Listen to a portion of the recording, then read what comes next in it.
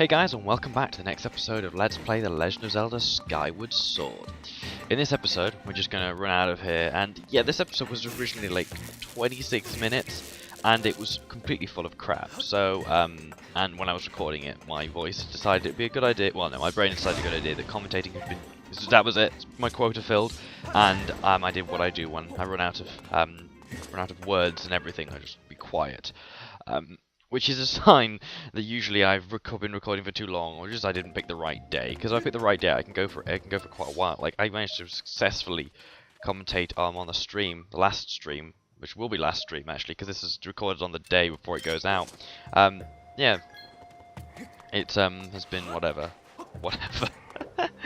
Yeah, I went for 6 hours, which was crazy, and you know, a bunch of new people. Well, a bunch of people from the olden days came along, which was nice.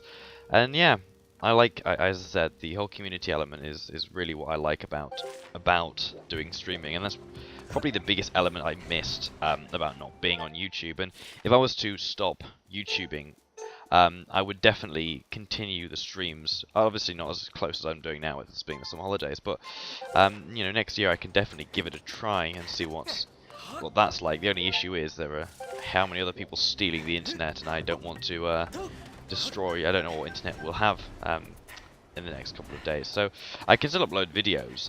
I just go to a university computer and upload the video there, because they get ridiculously high upload. In fact, I could probably vastly improve my quality if I use their services to do it. But yeah, obviously that is something that I'll have to see not next year, in the next couple of months. So we'll get into that when we get into that.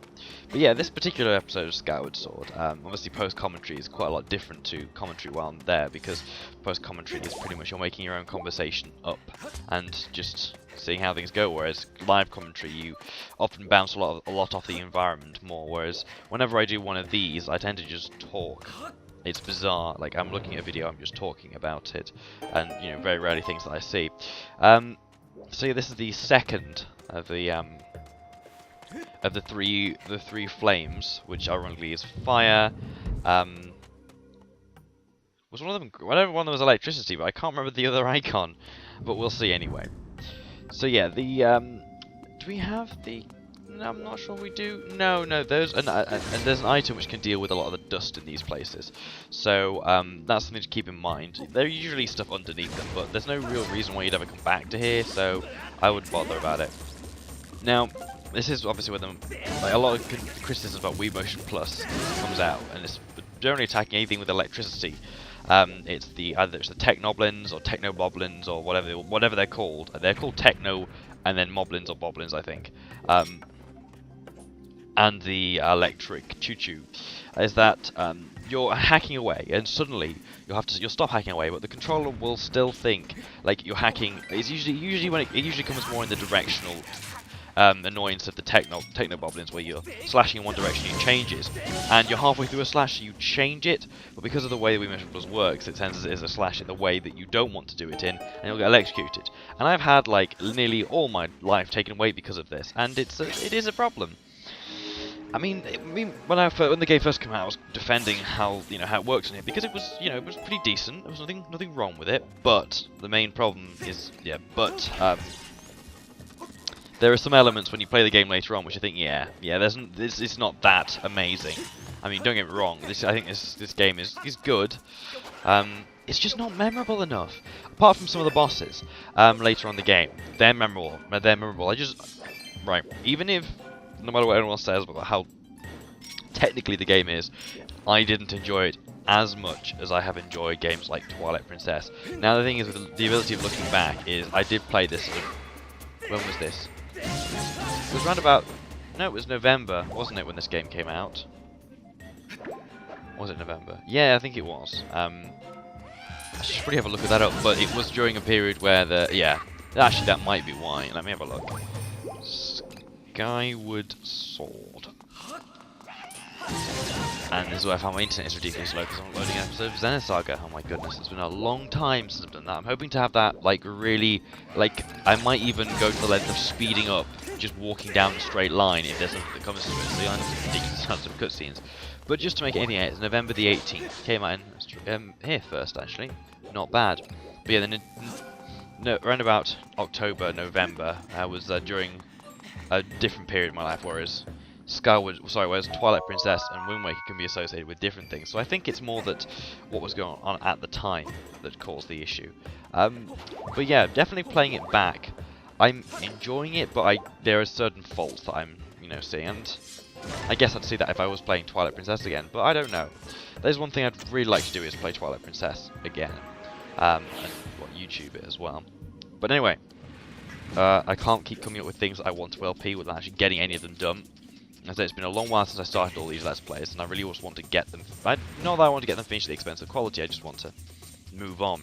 So I'm trying to do a lot of recording. Like, this particular Let's Play, as of this episode going up, I have recorded everything up to Ancient Cistern. Now, that for those of you who know this game, you'll know what it is, but that's a dungeon later on, and it's not spoiling anything by telling the name of the dungeon, and it doesn't really mean anything, but you'll see later on. And yeah, well, the idea was what I'm doing here was to try and turn back time so I could grab that, but it doesn't work. There's you just have to ride one of those to get across here, and then you can do this bit. I actually temporarily forgotten what I was supposed to be doing here. You see, you lose it because they just, I don't know. I hate them. Well, at least the ones on Wind Waker you could shock and they would stop. Like, the Skull Hammer. I don't know.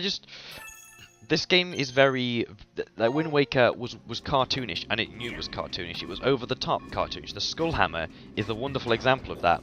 He was carrying around the Skullhammer with him, and it dealt ridiculous damage. Whereas this game feels more like it's Twilight Princess's, sort of, how it kept to the ground, if you know what I mean. How it was... Sorry, not ground. What's it called? The name of the... What's that word? Oh, my goodness. I know what it is. It's down to earth. It's not a word, phrase. Sorry. Yeah. Whereas this is as down to earth as, say, Twilight Princesses. Now you're gonna say, well, Legend of Zelda's never really down to earth because a lot what goes on. But in terms of the weapons and in terms of a lot of the things which happen, yeah, this is kind of down to earth in comparison. And I think mixing it with this style, I don't know. I mean, this style definitely did well because it made the ability to fly around. I don't know. The whole flying aspect, it just seems off. Like, I'd rather either have a field or the sea. Unless they could do something really interesting with the sky, but the sky is so barren, whereas, there's only clouds and floating continents if you want to add those on. Floating continents is always something good to add on. Oh, you want to go down the Final Fantasy route. I just think that the sky, there's not much there. I mean, yeah, flying is cool, but I'd much rather sail. I'd much rather just, go back on a horse, do it Shadow the Colossus style. I just don't see... Yeah, it's one of the things that kind of bugs me about this game. But, as I said, some of the dungeon design is very good. And I quite like a lot of the dungeons and their bosses. There's just not as much variety, because there's only 3 areas, which is Lanayru, Eldin, and what's the name of the other one? Lanayru, Eldin, and Farron. So, yeah. But that also ties in with the whole, I don't know, going below the clouds, like you're only allowed below the cloud barrier, and for some reason your Loft Wing doesn't fly below the below the cloud barrier, which is a bit of a shame. I mean, that could have been opened up a whole wondrous other areas, but the world is a big place, and Link never ever traverses across more than just a small, really a small segment of it. But because they nameplate things like Lanayru, and I don't know why this is still here, but because they name things like Lanayru and Eldin, as they did in Twilight Princess, it makes you wonder whether they are all the same things. But we've been through that already. You find Gerudo dragonflies in Lanayru, you find something, what's it called? You find Deku stuff in Farron, and you find, I'm pretty sure there was something else you found in Eldin, and also the fact it's called Eldin. But yeah, now with this one, you kind of need to remember how you no, I don't think you... Do you remember how you turned it? We'll see in a small while, anyway.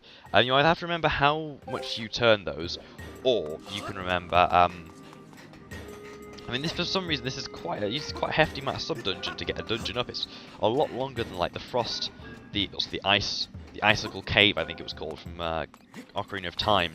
That was quite a long sub-dungeon, and I just cut in what I was saying beforehand, and I have no idea what I was saying anymore. So yeah, but the time shift crystals, I do really like. They're a very nice idea to give this barren wasteland some character, and I've gone on about that enough. But yeah, from here, it can be quite tricky to get back to get to the next area, but basically it's just kind of over in that direction. So I think what best way to get over in that direction than by going around the other circle, and because it's basically exactly halfway across it, so we can either go around clockwise or anti-clockwise, and I mistakenly choose to go around clockwise, which don't do. So I couldn't call the video and just show me running there. I'm going to probably do this a lot more with bits of the episode that I've kept recording after my ability to commentate is up, just because there's a lot of, you know, moving around, and especially with this segment, just so you know where you can stand, I usually put waypoints. And waypoints actually are really useful, especially in a challenge later on, we'll all see. And also sitting down here. But yeah, generally, it's... I generally... The waypoint system was a definite improvement. It's something they did really well. Okay, so if you're careful here, they will shoot you down. That's one thing I was also tempted to do, is do a few LPs like where everything's just sped up, on apart from like cutscenes and important stuff, because a lot of things is just slow moving from place A to B and so on. But yeah, I like the way it also shows you where you are with the.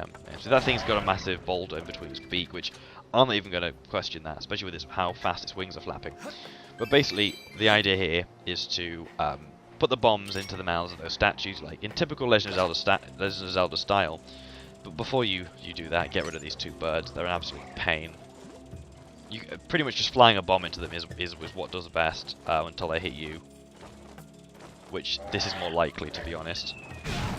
However, I flew into the back of it, so well. They give you 20 rupees, which is quite nice at this stage of the game. But don't worry, we'll be getting so... Well, actually, it's quite nice in general. You just get so much more. Later on from chests and a dungeon even, yet, you know, there's just 200 rupees lying around. I say 200 rupees, as in 100 rupees. Brilliant.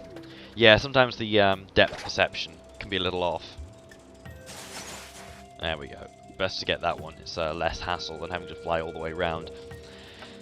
But yeah, I could have done with speeding up this bit as well. But anyway, we ended up with a 6-minute part instead of a 23-minute part. And there's actually a failed recording, where I had like 30 minutes of video that I was tempted to just turn into like a 10-minute episode. But no, I in the end decided that I just scrapped that entire recording. But yeah, played some online with online Ratchet & Clank 3 with Teal today, and actually I'm surprised by how well it works. The Ratchet & Clank HD trilogy is something which is only out here in the UK, and I'm going to say it's only out here in the UK at the moment. I think there's not been an official date yet for anywhere else, but I love it. I'm having a lot of fun with the game, but I think the one issue with the HD collection, I mean, all the places look really good in HD, as in they look like a PS2 game upscale. But the one thing I had when I was looking at ICO is that a lot of the geometry of the shapes was still very jagged, and it was still really difficult to do that. I'm sorry, to see it and think, yeah, this hasn't just been upscaled. Whereas the Ratchet & Clank collection, there was very little of that because of the original style and how it was pulled off. Turning it into the latest graphic style makes it look really good. Oh, that's a water droplet. Okay, the style does really well, and I think whereas Ratchet & Clank 1 looks good, 2 and 3 look superb. Like those games originally felt really sort of hemmed in by by standard definition, the same way that Ratchet Gladiator did, or Deadlocked, as it's called, and. You know, I just felt like it's the same thing that I wouldn't mind Xenoblade having is a HD classic remake. But the thing is, it wasn't enough of a classic to warrant that. But I think definitely they should release it in HD, because just upscaling that game on a computer looks fantastic. But there we go. As I was saying, the one big issue I found with that game, though, is all the cutscenes are still formatted in 4:3, and they've all, some of them look really shoddy. Like the cutscenes in the first game were MPEG, and while they showed signs of MPEG, MPEG 2, like artifacts and all that kind of jazz, they still looked better than the compressed ones in 3. And sadly, you know, a lot of it is widescreen, a lot of it is just 4:3, and it just takes you out of the action. I don't see why they couldn't have just re-rendered the movies in widescreen. I guess because they probably don't have the original files, and they're probably not. It probably, you know, mean a lot of work, but it is Ratchet & Clank's 10th anniversary, guys. You know, like Metroid's 10th anniversary. Metroid's 25th anniversary, I should say. Okay, so the idea is you've got to place these where they are on the map, to where you are. So basically, to the right of this statue is where the water droplet one is. The fire one is down there, and the electric one is straight ahead of me. And that's basically what you've got to do with this. You've just got to use your map. It can take a bit of a while, actually. I tried to do that, and it didn't always work. And also, notice how that looks very much like Midna. A lot of the design of these characters, that shape there looks like Midna's helmet, but a lot of them look very much like Midna. And oh yeah, I'd love to say yeah they thought about that when they did it, but it's probably just a design feature. Like I don't know. I don't think they're trying to get it. Legend of Zelda's never been about trying to piece games together. They've always been.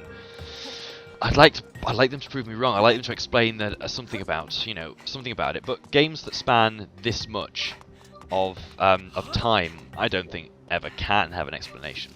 But yeah, we're just gonna head up here because it looks nice. I love the way the vines are still there and don't fall down or whatever. But yeah, this is the next dungeon, guys, and one of my personal favourites. The music is really good, especially, well, obviously there's obviously going to be time shift crystals, so the music will change, and yeah, I really quite like it. Anyway, there's where we're heading to. Anyway, guys, see you in the next episode. Bye bye.